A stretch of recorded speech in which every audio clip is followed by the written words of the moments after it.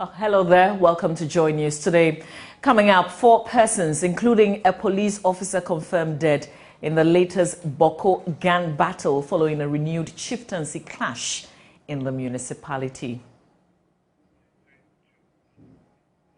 Rider of motorbike involved in Thursday's explosion at a piazza in the Western region says he did not collide with the vehicle carrying the explosives, as many are claiming. More, as he says he's traumatized knowing his motorbike caused the disaster that killed many and wiped out an entire village. The tricycle crossed the vehicle in front of me. The driver applied his brakes. I also did the same. Then another vehicle hit me from the back. I fell on the road and my motorbike also kept moving. Now, Colleges of Education Teachers Association calls off strike. We'll hear from the association, which says some of their demands have been met. We have business, sports, world news, and show business all coming up in this package. My name is Mama Viwu. Stay with us.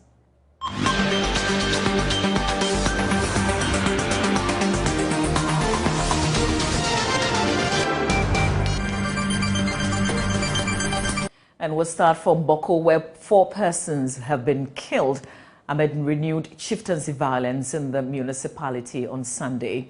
Others also sustained various injuries following the clash in the Upper East town. One of the deceased is a police officer with the Paga police station who was visiting the area. According to the police constable, Regina Angeno, she had paid a visit to Constable Erasmus Engson of the Boko division. However, the 2 were attacked by unknown assailants. Regina is said to have died at the Presbyterian Mission Hospital while undergoing treatment. In another incident at Daduri, a suburb of the town, unknown gunmen shot at a spot where currency trading transactions usually takes place. After the incident, which ensued at about 4 p.m., the victims were rushed to a healthcare facility for treatment. However, 2 of them did not survive, according to reports. The rest were transferred to the Tamale Teaching Hospital, Bolgatanga Regional Hospital, and the Boko Presbyterian Hospital. The Regional Police Command has since scheduled a news conference to brief the media on the development and state of investigation so far. Correspondent Albert Sori standing by for details and will join us with more.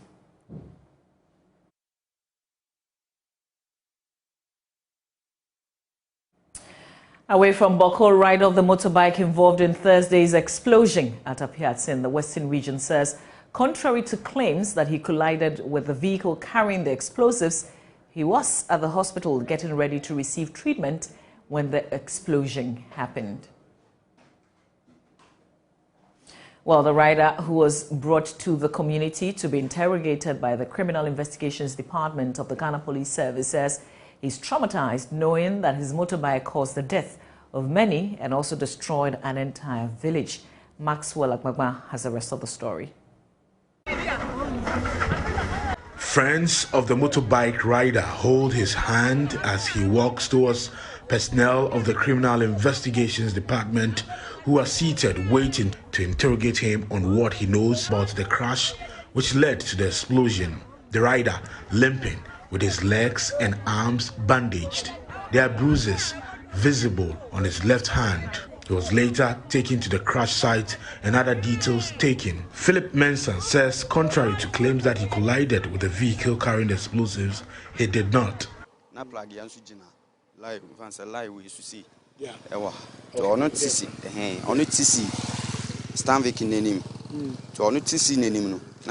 The tricycle crossed the vehicle in front of me.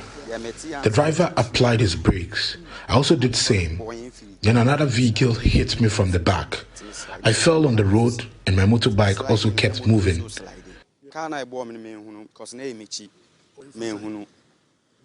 I did not see the car that hit me from the rear because it was behind me. That was the point people rushed me to the hospital, he said.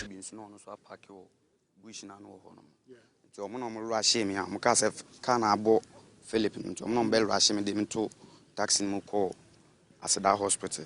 Okay. And as that hospital, no, na nurse for no buy some baby treat me. About 30 minutes. About 30 minutes later, as the medical team prepared to treat my wounds, we heard the explosion. All the nurses fled the hospital because they said there was fire. Later, they realized the facility wouldn't be affected. So I was not at the scene when the explosion happened. You can ask the nurses and the doctors on duty. I have no idea when the vehicle carrying the explosives crashed into my motorbike because I was rushed to the hospital in a taxi.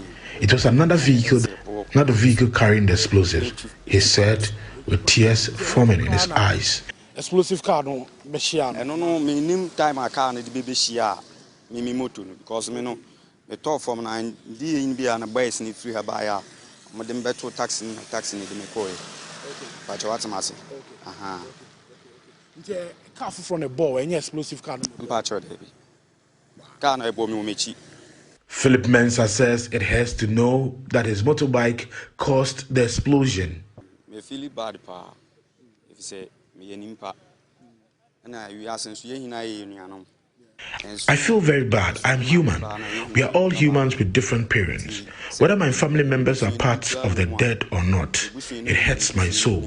There's so much pain in my heart. People have varying accounts of what happened. Some are even saying I collided with a vehicle carrying explosives.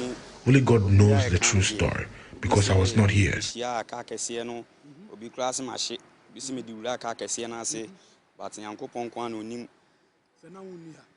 all. Meanwhile, the municipal chief executive of Prestia Huni Valley, Isaac Dasmani, says there are plans to reconstruct the community that was devastated by the explosion. Today, CEO of also Ghana Gas also came today and then offered a check of our 2 million Ghana cedis to us. We are planning for a music meeting, hopefully tomorrow, Monday, that we inaugurate a committee of members of our 11 or 12.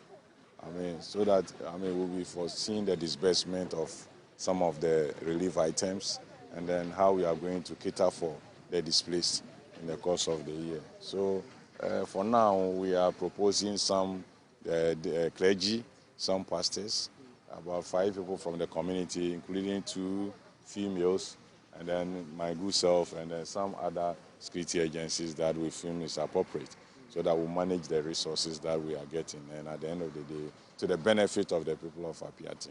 Then when it comes to the reconstruction, a lot of companies have come in, and then State Housing has been here, some other agencies have been here, and people go, Ghana Chamber of Mines, they've also offered building materials of $50,000. So all these materials are in here, and then some people, you can see that some people are even bringing some containers that we can keep some of the items in.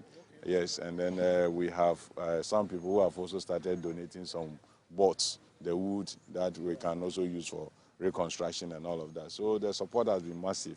Now we are only waiting for EPA to clear us that the place is appropriate for us to start, rebuilding. So if as soon as they give us the green light, we'll get those out to clear off the site and remove all the debris, and then we'll deposit them somewhere. Then probably we'll start thinking about, we know now the time is going to be properly planned, we may need an extension. So we are thinking about some other areas that very close that we can, extend the building to some of the place. Because of course, when you are building, you can't build like the way they have built their houses. We need to make sure that we do proper planning, and then so that they can have a good facility to stay in. We'll go back to our man Maxwell Agbagba for the very latest. But for now, the leadership of the Colleges of Education Teachers Association of Ghana, CTAC, has suspended its indefinite strike. The unanimous decision was taken at an emergency meeting on January 17 after validating January salaries and the implementation and payment of the 2017-2020 conditions of service. The said validation was done over the weekend. President of the association says members will resume work on Tuesday. He spoke with my colleague Mapito Sibidi on News Desk. The validation came, and there's evidence of the validation, except that it came with some challenges. And looking at the fact that an attempt has been made, we have a whole semester to save and all of that. Council has decided that we suspend the action and wait patiently till government, pays the money at the end of the month. Meanwhile, we have also, in our communique, asked government to deal swiftly with the challenges that came to ensure that everyone or every person who was left out or who will be left out in the payment, who deserves to be paid, will be taken care of in February. We've also indicated our displeasure at the way the fair wages has delayed in concluding the 2022 conditions of service with us. And we have again said that we expecting that by the end of February, would have concluded on that. So on the basis of that, the strike is suspended and teaching services are restored. From CTAC, we move on to UTAC and its General Secretary. The University of Ghana, Professor Ransford Jampo, has warned that public universities are racing against time for a shutdown if government does not take concrete steps in the coming days to resolve the stalemate. Speaking on the AM show, Professor Jampo said the only thing the government can do to avert the close down is to respond to their demands with an acceptable offer. I will use this opportunity to appeal to the government that we've been at this, we are in the third week, and if this week closes, then the universities may have to shut down. We don't want the universities to shut down. And so I appeal that government should also make its offers to UTAC and let these offers be considered by its members. And if the offers are good. How soon do you think government must make the offer so that you can react before shutdown day?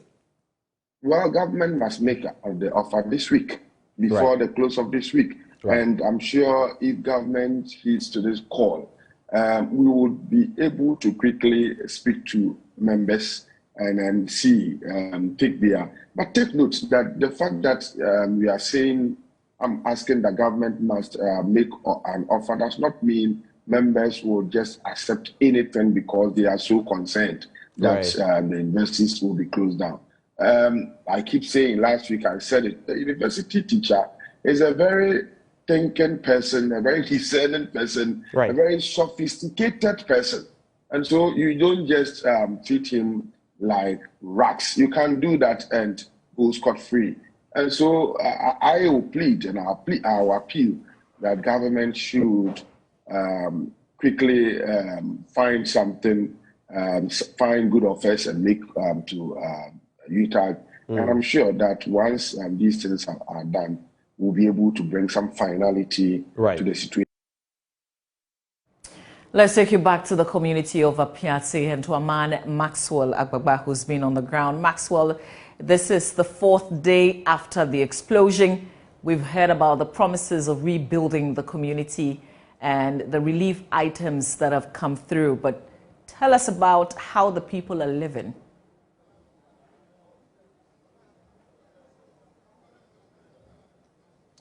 Well, it's been very difficult for many of the people here, but of course the relief item that you mentioned is what is sustaining them now. Just some minutes ago, we're at the Apiachi community itself, where the Electricity Company of Ghana donated an amount of 100,000 Ghana cedis to the affected people. Also, engineers and planners were in the community to donate 5,000 bags of rice and mackerel to the people.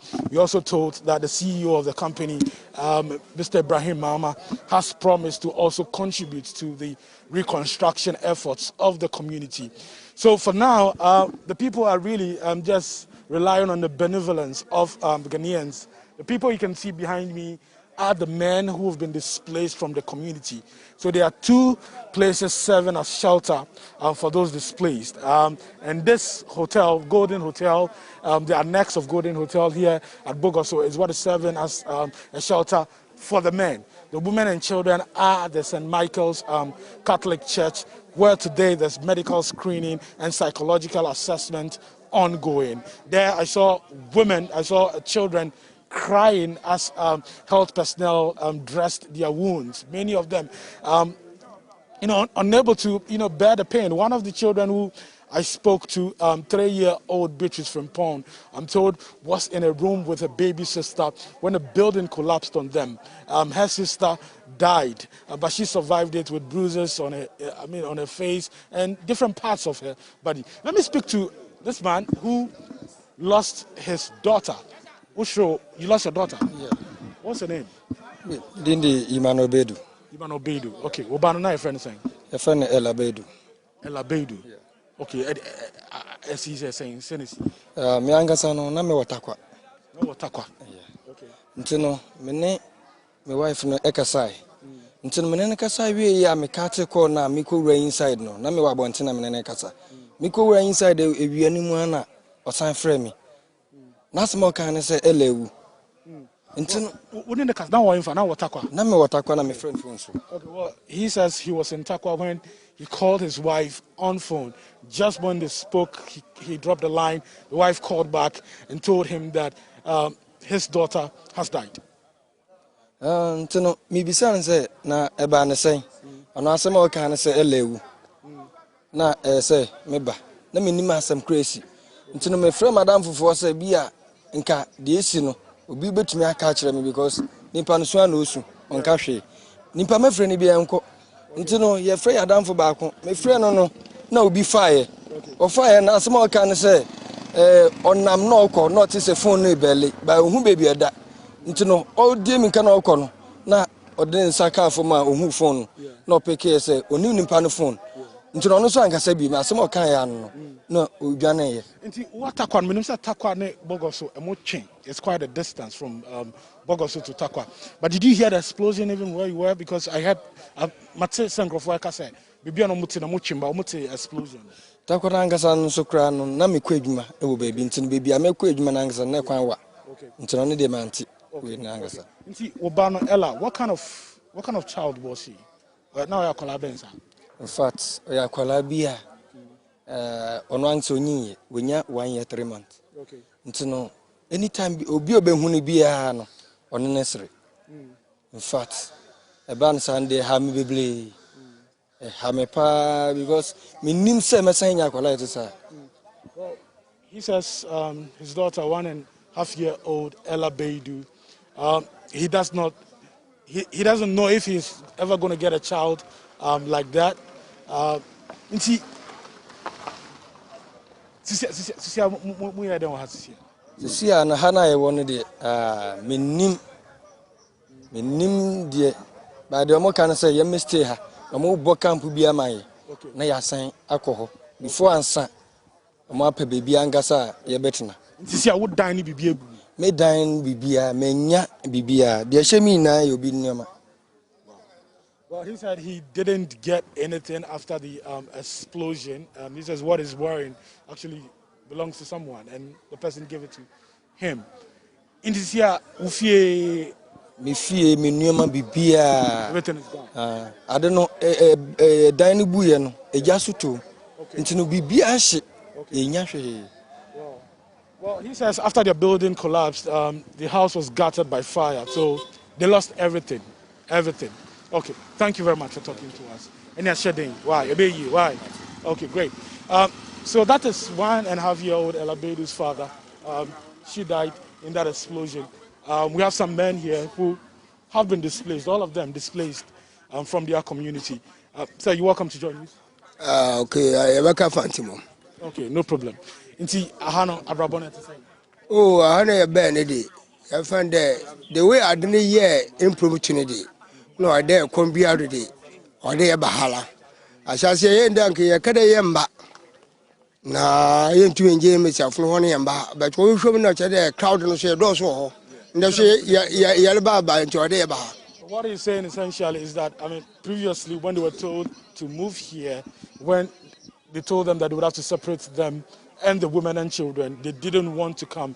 But they realized that the number there is quite huge, so they need to come here and make space and free up some space for the women and children there at St. Michael's. Until me ever say Ghana phone or money a day. I send it to be the man. And this story continues to break hearts. We will stay with it a while longer because the Ghana Psychiatrists Association says residents of Apiati are likely to suffer a number of psychological challenges if assessment of affected persons are delayed. Speaking on the AM show, Vice President of the Association, Dr. Ruth Owuswentwi, said the affected persons are likely to resort to unhealthy coping strategies, which could be suicidal. People can develop what we call obsessive compulsive disorder.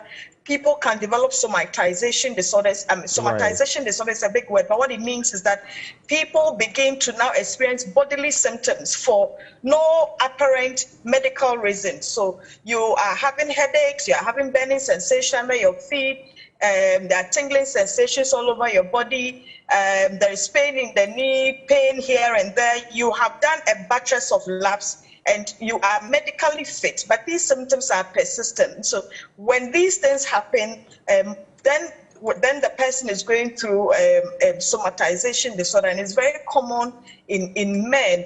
And then again, people are likely to resort to substance misuse, because out of the anxiety, they resort to non-healthy means of coping or non-healthy coping mechanisms. Some people may resort to drinking away their worries, their fears, and eventually land into substance dependence, especially alcohol. And then again, very worrying again, is the high correlation of some of these traumatic experiences and occurrences and suicidality. Many people, especially the men, who think that their whole fortune has been have been ruined or have been shut down by this explosion, would decide that it's not worth living. All that they have lived for and fought for has been crushed in one explosion, would decide that it's not worth living again. And suicide is another risk that we should quickly look out for and intervene. So I think we have been slow, but this is just about a week to the incident, and I think that Psychiatric Association of Ghana is coming in a bit early to averse an otherwise extremely delay of that intervention. And so I think that we have been a bit slow, but this time around it has been relatively faster compared to other disasters that have happened. And we'll continue to tell the story of Apiatse with Maxwell Agbagba bringing us updates in all our bulletins. Now, National Security Minister Albert Kandapar has charged parliamentarians to fashion out strategies of working together as the House prepares to resume proceedings tomorrow. In his view, the unpleasant and acrimonious scenes witnessed in the chamber threatens the democratic gains achieved so far. He wants the House to adopt conflict resolution mechanism in addressing their differences. He was speaking at this year's Commonwealth Parliamentary Association workshop on the theme Effective Parliamentary Scrutiny, Gender Sensitivity and Complexity. The present crop of politicians, both sides, government, minority parties, most of us came out of parliament. So we know ourselves very, very well. The Right Honourable Speaker has been on the other side. I have always sat on another side. But we know ourselves, we are friends. We trust each other. And it helps. Every parliamentarian, especially those who have been in parliament for a long time, know every minister. Because we were colleagues, because we were friends in parliament. Our tool that has been given to us, and we need to be able to make good use of it. And I think an objective diagnosis of the current legislative situation is the first step towards avoiding the pitfall of a destructive parliament. This enables the appreciation of the fact that the tools needed for the successful conduct of business in a parliament are completely different from that used in parliaments where there is a palpable numerical difference between the majority and minority. It's a harm parliament, the best system for emerging democracies in Africa. Some say yes, but we need to be able to work together realize the benefits of the parliament. Now, the government of Ghana has taken over the Ameri power plants. The now fully owned Ghanaian property will be operated by the Volta River Authority. Deputy Minister for Energy in charge of power, William Oreku Edu, speaking at the handing over ceremony at Abuaze, hinted that government will relocate the 250 megawatts plants from the western region to Aomaso in the Ashanti region. This is to boost the reliability of the power supply in the middle and northern sectors.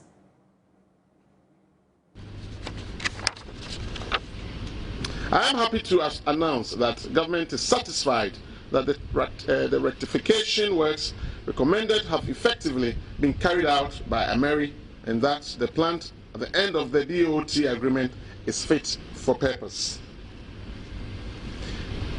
Distinguished ladies and gentlemen, in acquiring this 250 megawatt trailer mounted power plant, government has taken the decision to relocate the plant from here to Aomaso, as has been stated by earlier speakers. This is to boost the reliability of power supply in the middle and northern sections of the grid, and also to help in the export trade of electricity. Preparatory works for the proposed sites are at an advanced stage and progressing on schedule. The project will also promote the extension of the gas pipeline network of Ghana, which hitherto terminated in the western region. The presence of natural gas in the region, that is Ashanti region, would stimulate other productive non-power uses of our indigenous natural resources. Ladies and gentlemen, the President of the Republic remains committed to a vision of a stable, robust, affordable power supply as to industrial growth, to help industrial growth and the exigencies of the 21st century living standards. We promised, that is the government promised, to keep the lights on, and under the leadership of my boss, Dr. Matthew Opoku Prempeh, the Ministry of Energy is doing exactly that, despite a few challenges. In achieving this, the Amandi Power Project, that's a 220 megawatt, what we now call the Twin City Energy Project, has been completed just down the road from here. And it's achieved commercial operation and it's dispatching power to the grid as we speak. In addition, a 50 megawatt grid connected solar plant at Bui has been completed and commissioned. Mr. Obenkenzo said it hasn't. It has actually been connected. And it's 50, not 20, 50 megawatts. We have continued with improvements in the transmission system's reliability by implementing the following projects. The Kumasi Kintampo lot of the 330 kV Kumasi Bongatanga transmission line project is complete and the line has been energized. On his part, the country director for Ameri, Francis Kofi Pogu, said the company is happy to have successfully handed over the plant to the government of Ghana. Our fair share of controversy, which is not hidden from everyone who is gathered or the Ghanaian at large. However, it is a pleasure to highlight that we are proud to have a successful completion, the largest BOT plant and which we are witnessing today. It is not because of any other thing that we are experiencing this, due to the support that we had from the government of Ghana, the Ministry of Energy, Ministry of Finance, VRA, ECG, and then our EPC contractor, METCA.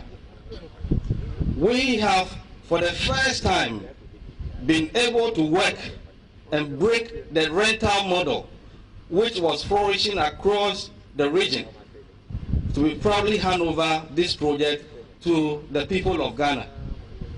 We are encouraged to see the initial vision of the government of Ghana supporting the BOT model, which has been fruitful with the plan of relocating the mobile turbine to Kumasi to address the power electricity need, avoiding the additional capex spent or long-term capacity charge or payment by government of Ghana.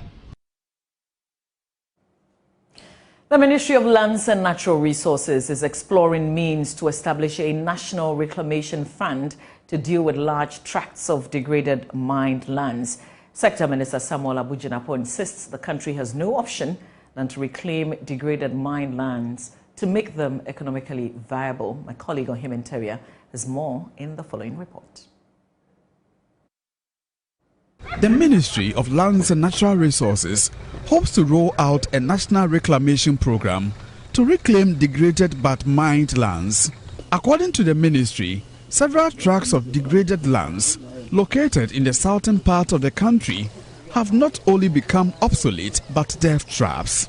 Sector Minister Samuel Abujinapo visited one of the mined-out sites being reclaimed in the Bosome-Frehun district of the Ashanti region. He told journalists discussions are underway towards the establishment of the National Reclamation Fund.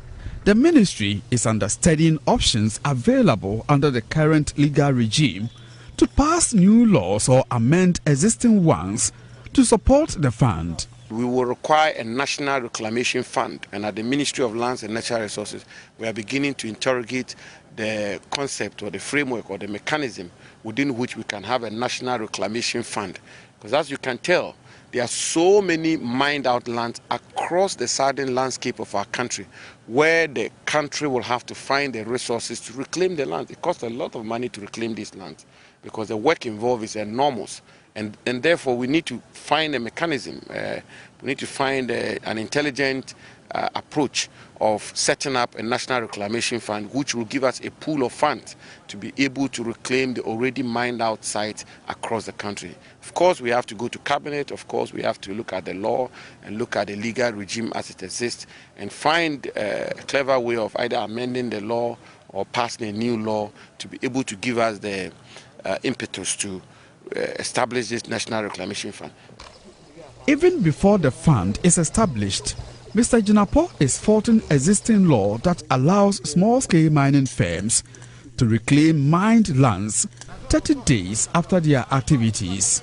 Regulation 480 of the Minerals and Mining Regulations 2012 stipulates holders of a small-scale mining license shall rehabilitate and revegetate land which is no longer used for mining within 1 month after termination of activities on the land.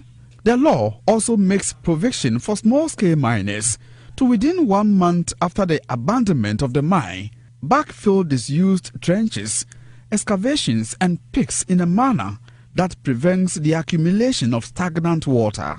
Mr. Jinapo wants small-scale miners to be compelled to reclaim and revegetate mined lands concurrently through the use of administrative fiat. Such that when small-scale miners excavate for purpose of mining, they are required to reclaim the land and revegetate the land within 30 days after excavating. I think that is a wrong arrangement because when that happens, you get yourself into this kind of situation. They excavate the land and they move on to excavate and they move on to excavate and then leave behind these degraded mined out sites, and the taxpayer then has to cough up money, as you can see now, for government to reclaim the lands. I think it's a wrong arrangement, and therefore we are going to be insisting on concurrent reclamation and revegetation, which is that when you excavate, you reclaim, you revegetate before you move forward. Meanwhile, consultants for the Bosome-Frehun reclamation project hope to plant more eco-friendly plants to revegetate the degraded lands. From Kumasi, Ohim Interior reporting. You're watching Joy News today. We've got business coming up shortly. Please stay with us.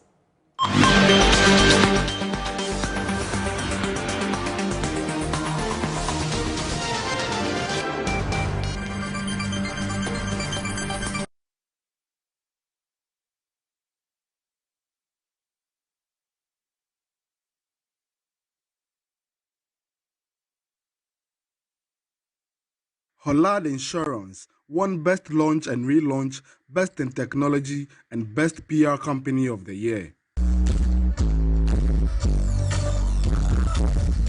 Stratcom Africa had Best Content and Best in Non-Profit Communication, while MTN Ghana took the Best Communication Relations Program of the Year and PR Organization of the Year in the Telecommunications category. Best In-House Team of the Year went to Vivo Energy Ghana. Mahogany Consult won Best in Social Media Communication, while Global Media Alliance and the University of Professional Studies had Most Outstanding PR Agency and Most Outstanding Student Chapter, respectively. Dr. Tony Kwesi Obin was adjudged PR Personality of the Year for his leadership and significant contribution to public relations in Ghana. The Afrobarometer Knowledge Translation Manager, Josephine Apia Nyamiche, was also declared the PR Discovery of the Year. IPR President Mauko Afajinu implored public relation officers to aspire for excellence in their service delivery. The conversation we've had over the past 2 days focuses primarily on the need for us to go back and check everything we are doing and refuse to be bottled up in a single space and be determined that we'll keep learning, we'll keep on learning, we'll keep relearning because we want to be the best that we can be. And so tonight is about challenging ourselves. Tonight is about we pushing to the boundaries of excellence inherent in us and in our workplaces. And so the kid asked the question, so when I become outstanding and other people too get to the stage and level where they are equally outstanding, what do I do? The answer is be the standard. Once you are the standard, you become the definition of excellence, and that is what we want. CEO of Stratcom Africa, Esther Koba, explained her company is envisioned to employ the use of communication to play a role in Africa's development. At Stratcom Africa, we recognize that we're working in a developing context, and therefore we made up our mind. Wilma Ghana Limited, producers of fried cooking oil and Fortune Rice, has launched a promotion to reward its loyal customers in the wholesale sector, dubbed Wholesalers Vacation Papebi. The promo would run for 4 months and offer hundreds of wholesalers an all-expense-paid trip to a European country. There's more in the following report. This is so beautiful, ladies and gentlemen. Put your hands together for Wilma Africa Limited. The wholesalers of Wilma Ghana will be given monthly shopping vouchers of 2 million Ghana cedis for the 4-month promo period. Speaking at the promo launch in Kumasi, Head of Trade Marketing Patrick Sapong said the promo is to show gratitude to wholesalers who have remained loyal to the company over the years. According to him, every wholesaler is a winner. For the past 4 years, we've been running this promo for our wholesalers across the country, and it has been successful because we value their importance to our business, and we then decided that we need to encourage them. We need to also motivate them, especially in these difficult times where we find ourselves. So we then decided to launch this promo called Wholesalers Vacation Papebi promo, which is running from January to April of this year. Every wholesaler who deals in food, especially oil, which is fried oil, vegetable cooking oil, sunflower oil, our Fortune Rice, as well as our sunflower pouch, who deals in that as a wholesaler qualifies to be part, irrespective of where you find yourself in Ghana. And that's all in business. Still to come here on Joy News today, we've got show business, but first we'll bring you sports with Muftau Nabila Abdullahi. Stay with us. We settle for sports now on Joy News today with me, Muftau Nabila Abdullahi. Nigerian Football Federation President Amadio Pinnick has entreated Ghanaians to get behind GFA boss Keto Kirkwe and his administration despite the country's recent struggles, notably the elimination of the Black Stars from the ongoing African Cup of Nations in Cameroon.